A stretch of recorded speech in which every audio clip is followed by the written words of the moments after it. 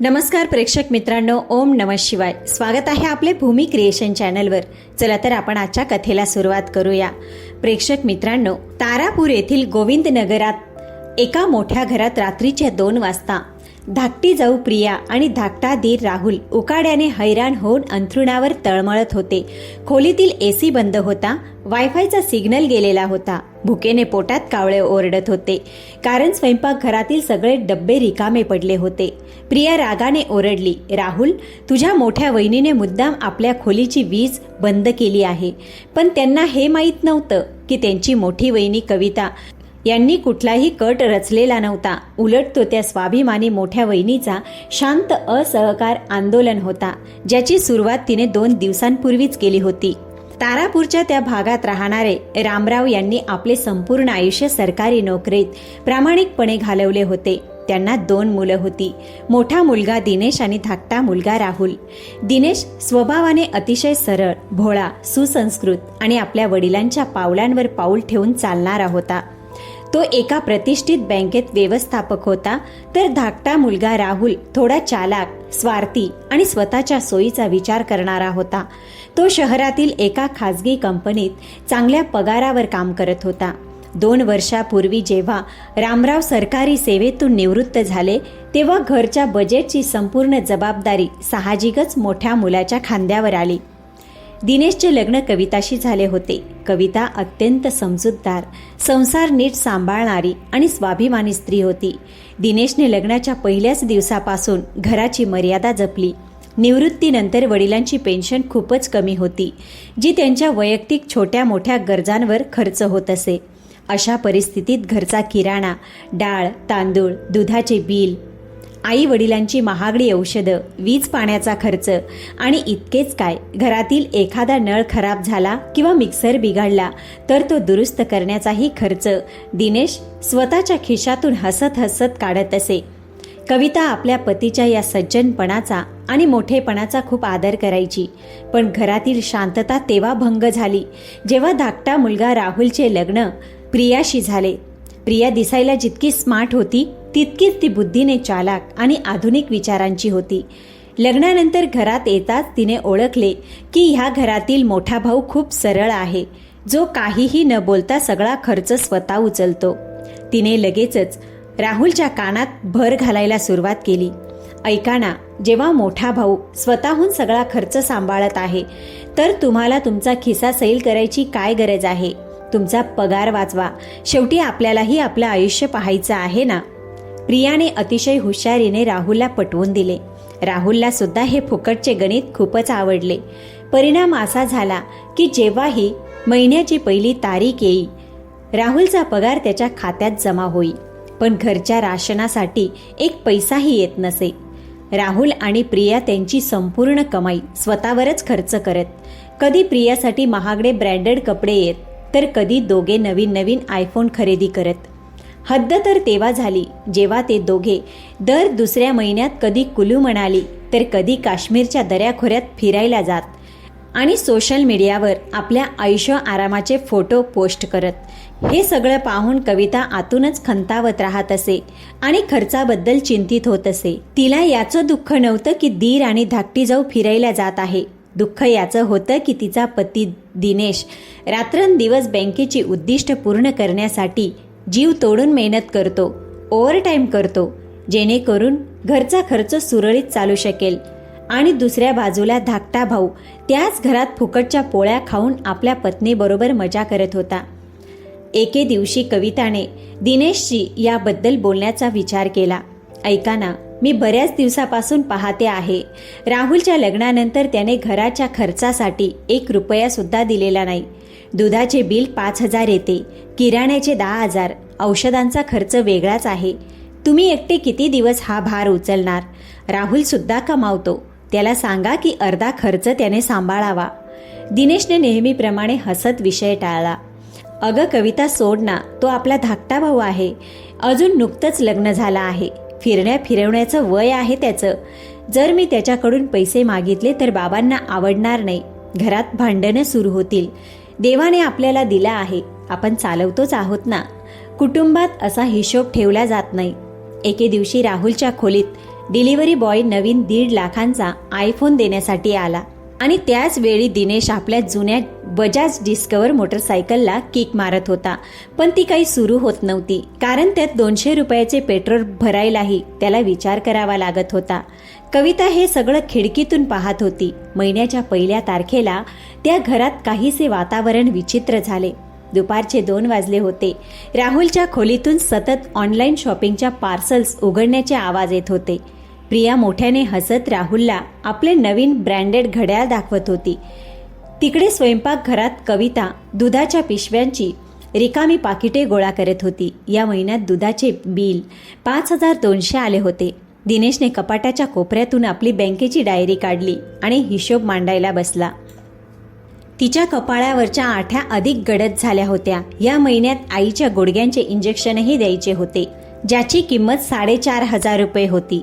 दिनेशने हळूच आपल्या खिशातून पाकिट काढले. 300 रुपये उरले होते. त्याने आपल्या फाटलेल्या चपला सोफ्याखाली लपवल्या, जेणेकरून बाबांची नजर त्यांच्यावर पडू नये. कविताने चहाचा कप दिनेश समोर ठेवला आणि त्याच्या थकलेल्या डोळ्यांकडे पाहून तिचे मन भरून आले. दिनेशने नेहमीप्रमाणे हसत म्हटलं, काळजी करू नकोस कविता, यावेळी बँकेतून दिवाळी बोनस थोडा लवकर मिळेल, सगळं ठीक होईल. कविताने थंड उसासा टाकला. दिनेश इतका भोळा होता की तो आपल्या पाठीवरच्या ओझ्यालाच कौटुंबिक प्रेमाचं नाव देत होता. पण कविताला माहीत होतं की हे प्रेम नव्हतं, तर दिनेशच्या भोळ्यापणाचा गैरफायदा घेतला जात होता. तिने ठरवलं की ती स्वतः थेट राहुल आणि प्रियाशी बोलेल आणि त्यांना त्यांच्या कर्तव्याची जाणीव करून देईन. पण तिला हे माहीत नव्हतं, फुकटखोरीची सवय इतकी हट्टी असते की ती फक्त बोलण्याने सुटत नाही. तारापूरची गुलाबी थंडी आता हळूहळू पसरू लागली होती. सकाळच्या वेळी घरातील वातावरण शांत होते. दिनेश नेहमीप्रमाणे सकाळी 8 वाजताच बँकेच्या जड फायली घेऊन ऑफिससाठी निघून गेला. सासरे अंगणात बसून वर्तमानपत्र वाचत होते आणि सासूबाई स्वयंपाकघरात होत्या. कविताने पाहिलं की दीर राहुल आणि जाऊ प्रिया हॉलमध्ये बसून निवांत चहा पित होते आणि मोबाईलवर काश्मीर ट्रिपसाठी हॉटेलची माहिती पत्रक पाहत होते. कविताने दीर्घ श्वास घेतला आणि हातात चहाचं भांडं घेऊन त्यांच्याजवळ आली. तिने अतिशय शांत आणि गोड आवाजात बोलायला सुरुवात केली. राहुल, प्रिया, जरा 2 मिनिटं माझं ऐकाल का? मी बऱ्याच दिवसांपासून एक गोष्ट विचार करत होते. तुम्ही दोघं आता समजूतदार आहात आणि दोघंही चांगल्या नोकरीत आहात, चांगले पगार कमवता. कविता चहाचे कप भरत म्हणाली. राहुलने मोबाईलवरून नजर हटवून विचारलं, हो वहिनी, बोला ना, काय झालं? कविताने कोणताही कटुपणा न ठेवता अतिशय प्रेमाने आपली गोष्ट मांडली. पहा राहुल, बाबा निवृत्त झाल्यापासून घरचा सगळा खर्च एकट्या तुमच्या मोठ्या भावावर आहे. आजकाल महागाई किती वाढली आहे हे तुम्हाला माहीतच आहे. दर महिन्याचं राशन, डाळ तांदूळ, दुधाचं बिल आणि बाबांची नवीन औषधं सुरू झाली आहेत. त्या सगळ्याचा खर्च एकट्या दिनेशच्या पगारातून जातो. त्यांचा पूर्ण पगार यातच संपून जातो आणि ते स्वतःसाठी एक नवीन शर्ट सुद्धा घेऊ शकत नाही. मी विचार करत होते की जर तुम्ही दोघांनीही दर महिन्याला घर खर्चात तुमच्या बाजूने अर्धी भागीदारी द्यायला सुरुवात केली तर तुमच्या भावाच्या खांद्यावरील आर्थिक भार थोडा कमी होईल. शेवटी हे कुटुंब आपले दोघांचं आहे ना. कविताने आपलं म्हणणं अतिशय सभ्यपणे पूर्ण केलं होतं, पण प्रियाला जणू मिरची लागली. तिने चहाचा कप टेबलावर जोरात आपटला आणि भुवया उंचावत उभी राहिली. अरे वा जेठानी, सकाळी सकाळी तुम्ही तर घराचा हिशोबाचं पुस्तकच घेऊन बसलात. राहुल, ऐकलंस का? वहिनींना आपल्या आनंदाचा हेवा वाटतोय. प्रियाने अतिशय टोचून बोलत टोमणा मारला. कविता आश्चर्यचकित झाली. प्रिया, मी असं काही म्हणालेच नाही. मी तर फक्त सहकार्याबद्दल. कसलं सहकार्य वहिनी? प्रियाने मध्येच बोलणं तोडलं. पहा, मोठे भाऊ घरचे मोठे मुलगे आहेत. बाबांनंतर घर सांभाळणं त्यांचं कर्तव्य आहे. प्रिया चहाचा घोट घेत हलक्या आवाजात म्हणाली. वहिनी, भावांची तर सरकारी बँकेत नोकरी आहे, त्यांना भत्तेही मिळतात. आमच्या खाजगी नोकरीचा काय भरोसा, म्हणून आम्हाला आमचाही विचार करावा लागतो. आणि सगळ्यात महत्त्वाचं म्हणजे मोठ्या भावांनी आजपर्यंत राहुलकडे एक पैसाही मागितलेला नाही. जेव्हा कमवणाऱ्या आणि खर्च करणाऱ्या भावांना काही अडचण नाही, ते आनंदाने सगळं सांभाळत आहेत, तर मध्ये तुम्हाला काय अडचण होतीये? भाऊ तर काही बोलत नाही, मग तुम्ही आमच्या मागे का लागता? तुम्हाला आमचं फिरणं आणि शॉपिंग करणं सहन होत नाही का? कविताने धीर राहुलकडे पाहिलं की कदाचित तो आपल्या बायकोला थांबवेल, पण राहुलनेही आपल्या पत्नीचीच साथ दिली. हो वहिनी, प्रिया बरोबरच म्हणतीये. भाऊ माझ्यापेक्षा मोठे आहेत. त्यांना काही अडचण असती तर ते स्वतः माझ्याशी बोलले असते. आता भाऊ काही बोलत नाहीत आणि तुम्ही रोज रोज पैशाचं रडगाणं घेऊन बसता. हे आम्हाला काही आवडत नाही. आमचा पगार आमच्या मेहनतीचा आहे. आम्ही तो आमच्या मनाप्रमाणे खर्च करू. राहुल अतिशय उदासीनपणे म्हणाला आणि उठून आपल्या खोलीत निघून गेला. प्रियाने कपटी हास्य करत कविताकडे पाहिलं आणि डौलात चालत आत निघून गेली. कविता तिथेच हॉलमध्ये एकटी उभी राहिली. तिच्या डोळ्यातून अश्रू वाहत होते. तिला या गोष्टीचं फार दुःख होतं की तिच्या सरळ आणि भोळ्या नवऱ्याची रात्रंदिवसाची मेहनत आणि त्याग या दोघांनी कमकुवतपणा समजला होता. दिनेश आपल्या सज्जनपणा आणि कौटुंबिक शांततेसाठी गप्प राहत होता आणि हे दोघं त्यालाच त्याची संमती समजून ऐश करत होते. कविताने आपले अश्रू पुसले आणि साडीचा पदर कमरेला खोचला. तिच्या चेहऱ्यावर आता दुःखाऐवजी कठोर निर्धार होता. तिने मनातच म्हटलं, राहुल, प्रिया, तुम्हा दोघांना असं वाटतं ना की मोठे भाऊ काही बोलत नाही म्हणून तुम्हाला तुमच्या खिशातून एक पैसाही काढायची गरज नाही. तुम्ही दोघांनी माझ्या सज्जनपणाचा आणि दिनेशच्या भोळेपणाचा खूप फायदा घेतला आहे. आता ही जेठानी बोलून नाही तर असा चक्रव्यूह रचून समजावेल की तुम्ही दोघं स्वतःहून तुमचं पाकिट उघडाल. प्रिया आणि राहुलकडून मिळालेल्या त्या कडव्या उत्तरानंतर कविताने रडणं पूर्णपणे बंद केलं होतं. तिने समजून घेतलं होतं की जे लोक दुसऱ्यांच्या सज्जनपणालाच त्यांची मजबुरी समजतात त्यांना धडा शिकवण्यासाठी स्वतःलाही थोडं कठोर व्हावं लागतं. दिनेश नेहमीप्रमाणे सकाळी बँकेत निघून गेला. कविताने संपूर्ण घराचे राशन, दूध आणि वीज खर्चाचा एक नवा आराखडा तयार केला आणि त्याची सुरुवात तिने अतिशय शांतपणे केली. दुसऱ्या दिवशी सकाळी दूधवाला आला. कविताने त्याला सांगितले, काका, आजपासून आमच्या घरी फक्त 2 लिटर दूधच येईल. आधी जे 4 लिटर येत होते ते आता येणार नाही. त्याची आता गरज नाही. दूधवाला आश्चर्यचकित झाला पण शांतपणे 2 लिटर दूध देऊन निघून गेला. त्यानंतर कविता थेट स्वयंपाकघरात गेली.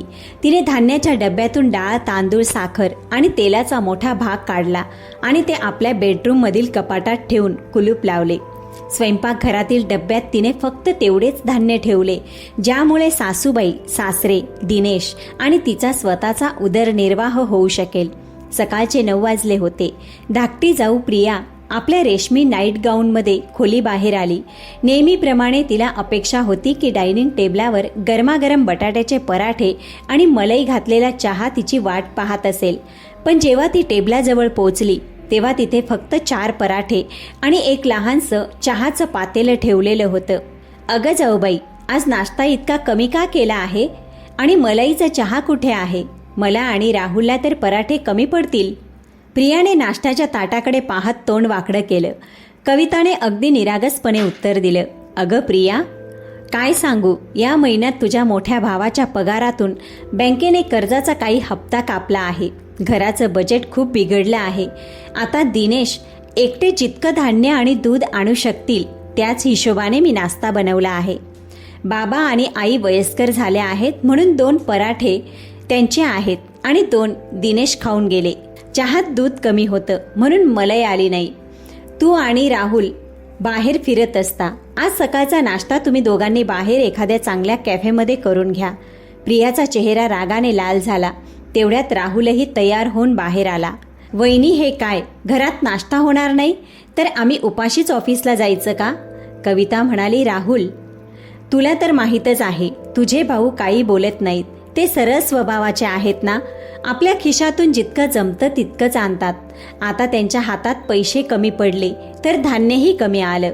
जर तुला पोटभर जेवायचं असेल तर बाजारातून धान्य आणून दे, मी बनवून देईन. राहुल आणि प्रिया एकमेकांकडे पाहू लागले. कविताने त्यांनाच त्यांच्या भाषेत उत्तर दिलं होतं. दादा काही बोलत नाही. दोघांनाही मजबुरीने उपाशीपोटी ऑफिसला जावं लागलं आणि वाटेत महागडा नाश्ता करावा लागला. संध्याकाळी जेव्हा राहुल आणि प्रिया ऑफिसमधून परतले तेव्हा घरात प्रचंड उकाडा होत होता. प्रियाने लगेच आपल्या खोलीतील AC सुरू करण्याचा प्रयत्न केला पण रिमोट दाबूनही AC सुरू झाला नाही. तिने हॉलमध्ये येऊन पाहिलं तर तिथला वायफाय राउटरही बंद होता. वहिनी, हा वायफाय का बंद आहे? मला ऑफिसचं काही काम करायचं आहे आणि मोबाईलही चालत नाही आणि आमच्या खोलीचा AC का चालत नाही? प्रिया वैतागून ओरडली. कविता शांतपणे सोफ्यावर बसून मटार सोलत होती. ती हसत म्हणाली, अगं प्रिया, ह्या महिन्यात विजेचं बिल 8,000 रुपये आलं होतं. दिनेश एकटे इतकं बिल भरू शकत नव्हते, म्हणून त्यांनी आज सकाळीच वीज विभागातील माणसांना बोलावून तुमच्या खोलीचं कनेक्शन कापून घेतलं आणि या महिन्यात वायफायचं रिचार्जही केलं नाही. शेवटी एका सरळ माणसावर किती भार टाकणार? तुमच्याकडे तर खूप पैसे आहेत. हवं तर तुमच्या खोलीसाठी वेगळा मीटर लावून घ्या आणि वायफायचं नवीन कनेक्शन घ्या किंवा रिचार्ज करून घ्या. दादा तर काही बोलणार नाही तुम्हाला. तुम्हाला जे योग्य वाटेल तेच करा. वहिनी, हा सरळ सरळ अन्याय आहे. राहुल रागाने ओरडला. अन्याय कसला राहुल? कविता उठून उभी राहिली. तिच्या डोळ्यात एक विचित्र राग होता. जेव्हा दिनेश एकटे रात्रंदिवस कष्ट करून बिल भरत होते तेव्हा ते कर्तव्य होतं. आज पैसे नाहीत म्हणून कनेक्शन कापलं गेलं. यात पगारातून काश्मीरला फिरायला जा. यात रागावण्यासारखं काय आहे? तुम्ही तुमच्या पगारातून काश्मीरला फिरायला जा, खरेदी करा, आम्हाला काही अडचण नाही. पण या छोट्या छोट्या गोष्टींसाठी पैशांची कंजूशी चालणार नाही. तुम्ही तुमच्या घरी कितीही स्वयंपाक करा, काही हरकत नाही, पण वीज आणि वायफायचा खर्च तुम्हालाच भरावा लागेल. कविताने कोणताही वाद न घालता, घरात भांडण न करता त्यांच्या सुखसोयींचा फुगा फोडला होता. AC शिवाय उकाड्यात आणि इंटरनेट शिवाय प्रियाचा जीव घुसमटू लागला. पण कविताचा हा मास्टर प्लॅन अजून फक्त सुरुवात होती. खरा धक्का तर अजून बाकी होता.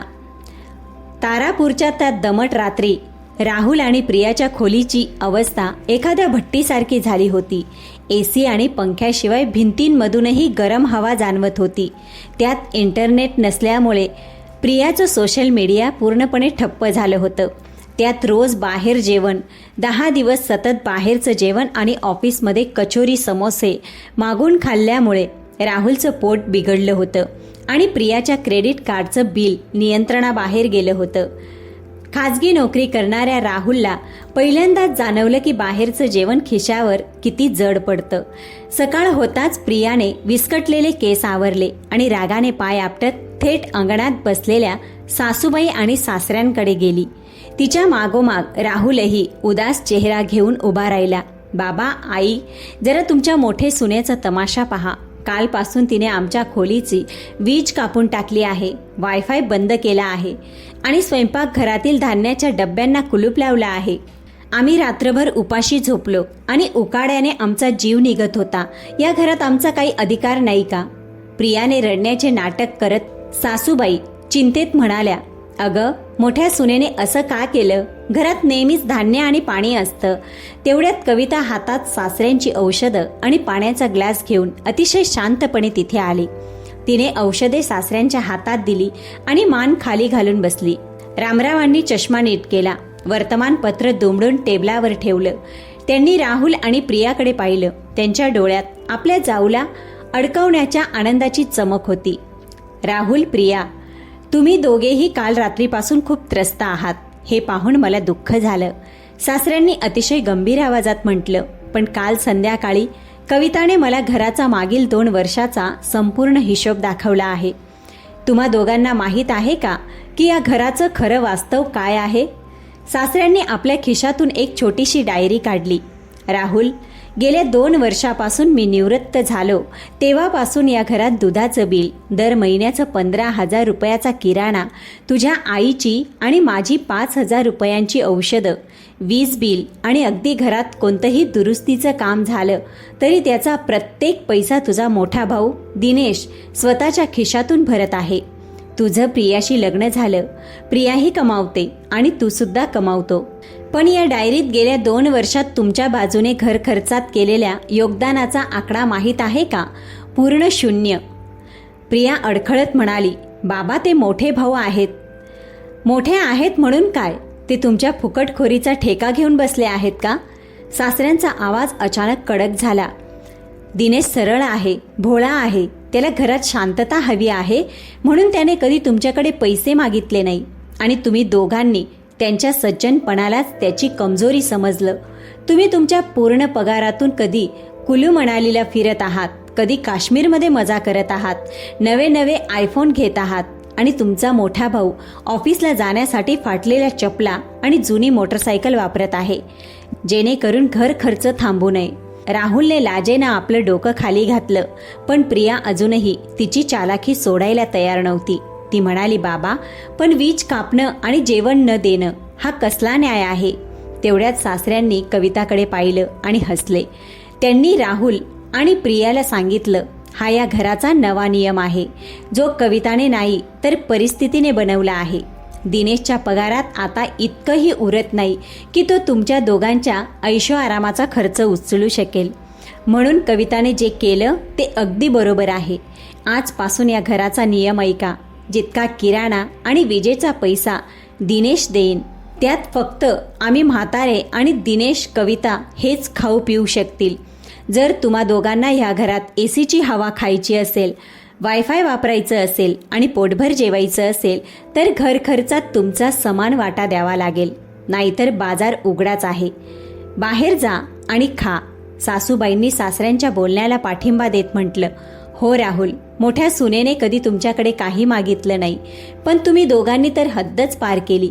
स्वतःच्या कमाईवर ऐश करा आणि भावाच्या कमाईवर पोट भरणं बंद करा. रमेश आणि प्रिया स्तब्ध झाले. त्यांना वाटलं होते की सासूबाई आणि बाबा कविताला ओरडतील, पण इथे तर सगळं चित्र पालटलं होतं. कविता शांतपणे स्वयंपाकघरात गेली आणि तिच्या चेहऱ्यावर एक गाढ समाधान होतं. तिला माहीत होतं की फुकटखोरांची ही पहिली हार होती आणि आता ते आपल्या अहंकारात असं काही पाऊल उचलतील की ते त्यांच्याच अधिक महागात पडणार होतं. सासऱ्यांच्या रागावण्याने आणि घरच्या पंचायतीच्या निर्णयानंतर प्रियाचा अहंकार फारच दुखावला गेला होता. ती आपल्या खोलीत पाय आपटत राहुलवर ओरडू लागली, राहुल, मी या घरात हा अपमान सहन करणार नाही. वहिनींना वाटतं की त्यांच्याशिवाय आपलं भागणारच नाही. आपण आपल्या पगारावर स्वतःचं थाटमाट उभा करू शकतो. आजपासून आपण या घराच्या खर्चात एक पैसाही देणार नाही आणि आपलं जेवण, आपला किराणा सगळं वेगळं आणू. मीही पाहते की या वहिनी आपलं काय बिघडवतात. राहुलही आपल्या पत्नीच्या भडकावण्याला बळी पडला. संध्याकाळी राहुल बाजारातून एक छोटा गॅस सिलेंडर, एक नवी इंडक्शन शेगडी आणि थोडासा किराणा घेऊन आला. प्रियाने आपल्या खोली बाहेरच्या छोट्याशा गच्चीवरच स्वतःचं वेगळं स्वयंपाकघर मांडलं. ती फारच गर्वाने कविता समोरून जात म्हणाली, वहिनी, आता तुम्हाला आमच्या नाश्त्याची आणि जेवणाची काळजी करायची काही गरज नाही. आम्ही आमच्या कमाईवरच खाणार. कविता फक्त शांतपणे हसली आणि म्हणाली, खूप चांगली गोष्ट आहे प्रिया. स्वावलंबी होणं ही तर चांगली सवय आहे. प्रियाला वाटलं होतं की वेगळा स्वयंपाक करणं खूप सोपं आहे, पण पुढची 2 दिवस ऑफिसमधून दमून भागून आल्यावर तिला कढई चढवावी लागली, पोळ्या लाटाव्या लागल्या आणि भांडीही घासावी लागली. तेव्हा तिची पाठ साथ सोडू लागली. त्याच इंडक्शन शेगडी आणि त्यांच्या खोलीतील हीटर रात्रंदिवस सुरू असल्यामुळे 20 मीटर वादळाच्या वेगाने धावत होतं. पण खरी खळबळ तेव्हा उडाली जेव्हा महिन्याची शेवटची तारीख आली. संध्याकाळी जेव्हा सगळं कुटुंब, बाबा, सासूबाई, दिनेश, राहुल आणि प्रिया हॉलमध्ये बसले होते, तेव्हा कविताने डायनिंग टेबलावर मागील अनेक महिन्यांची वीज बिल, दुधाची कुपणे आणि किराण्याच्या पावत्यांचा एक ढीग राहुल आणि प्रिया समोर ठेवला आणि म्हणाली, राहुल, हे मागील 6 महिन्यांची बिला आहेत. भावाच्या अर्ध्या पगाराचा फक्त तुझ्या खोलीच्या एसीच्या बिलावर आणि या घराच्या किराण्यावर खर्च होत आहे. हा घे कॅल्क्युलेटर आणि स्वतः बेरीज करून बघ आणि यातून तू दिलेले रुपये. कविता कडक आवाजात म्हणाली, राहुल, प्रिया, तुम्हा दोघांना वाटतं ना की आजपासून स्वतःचं जेवण वेगळं करून तुम्ही या घराच्या उपकारातून मुक्त झालात? हे घर बाबांचं आहे, ज्यांच्या मालकीचा हक्कात दोन्ही भावांचा अर्धा अर्धा आहे. मागील 3 वर्षात तुझा मोठा भाऊ दिनेशने एकट्याने तुझ्या वाट्याचा घरखर्च भरला आहे. रमेशने खर्चाचा आकडा ऐकताच त्याच्या पायाखालची जमीन सरकली. प्रियाचं तोंड उघडेच राहिलं. सासऱ्यांनी स्पष्ट सांगितलं, राहुल, हे घर मी सरकारी कर्ज घेऊन बांधलं आहे.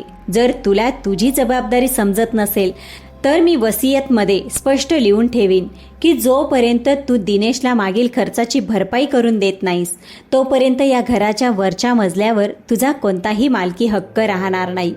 तुला मागील 3 वर्षाचा अर्धा खर्च 70,000 द्यावा लागेल आणि जर तुला इथे राहायचं असेल तर तुझ्या वाट्याचं बाजारभावानुसार भांडवलही द्यावं लागेल. मग पाहूया की तुम्ही दोघं तुमच्या पगारावर काश्मीरला फिरायला जाता की कोर्ट कचेरीचे फेरे मारता की भांडं भरता. प्रियाच्या पायाखालची जमीन पूर्णपणे सरकली. हे सगळं ऐकून तिची सगळी चालाकी निष्फळ ठरली. तिला समजलं की वहिनीने फक्त स्वयंपाकघराला कुलूप लावलं नव्हतं, तर त्यांच्या संपूर्ण ऐशोआरामाचं कायदेशीर मृत्यूपत्रच बनवलं होतं. कोर्ट कचेरी राहुल आणि प्रियासमोर जणू धकधकत्या निखाऱ्यासारखी उभी होती. 70,000ची मागील थकबाकी आणि कोर्ट कचेरीचे फेरे मारावे लागतील या भीतीने प्रियाच्या डोक्यातील सगळी चालाकी एका क्षणात नष्ट झाली. तिला चांगलंच माहीत होतं की ही गोष्ट समाजात आणि त्यांच्या ऑफिसपर्यंत पोचली तर त्यांची उरलेली सुरलेली अब्रू ही धुळीला मिळेल. त्यातच वेगळ्या स्वयंपाकघरात 2 दिवस कष्ट केल्यानंतर तिचे ऐशोआरामी नखरे तसेही संपले होते. हॉलमध्ये शांतता पसरली होती. तेवढ्यात राहुल पुढे जाऊन मोठा भाऊ दिनेशच्या पायांवर पडला. यावेळी त्याच्या डोळ्यात चालाकी नव्हती तर स्वतःच्या चुकीबद्दलचा खरा पश्चाताप होता. दादा, मला माफ करा. मी माझ्या पत्नीच्या भडकवण्याला बळी पडलो आणि माझ्या ऐशोआरामाच्या नादात इतका आंधळा झालो की तुमची रात्रंदिवसाची मेहनत आणि तुमचा त्याग मला दिसलाच नाही. तुम्ही एकटेच आपल्या वृद्ध आई वडिलांच्या औषधांपासून या घरातील प्रत्येक विटेपर्यंतचा खर्च उचलत होतात आणि मी माझा पगार खरेदी आणि फिरण्यात उधळत होतो. सासऱ्यांचं बोलणं आणि बिलांचा ढीग पाहून दोघांकडे बोलण्यासाठी एक शब्दही उरला नाही. राहुल मान खाली घालून हळूच म्हणाला, वहिनी, माझ्याकडून चूक झाली. पुढच्या महिन्यापासून मी अर्धा खर्च देईन. भोळ्या आणि सरळ दिनेशचं मन आपल्या धाकट्या भावाला अशा प्रकारे रडताना पाहून लगेच पिळवटून गेलं. त्यांनी राहुलला मिठी मारली. अरे राहुल, तू तर माझा धाकटा भाऊ आहेस. मी कधी तुझ्याकडून पैशांची मागणी केली का? नाही दादा. आता तुम्ही गप्प बसा. तेवढ्यात प्रिया मध्येच हात जोडत येऊन उभी राहिली.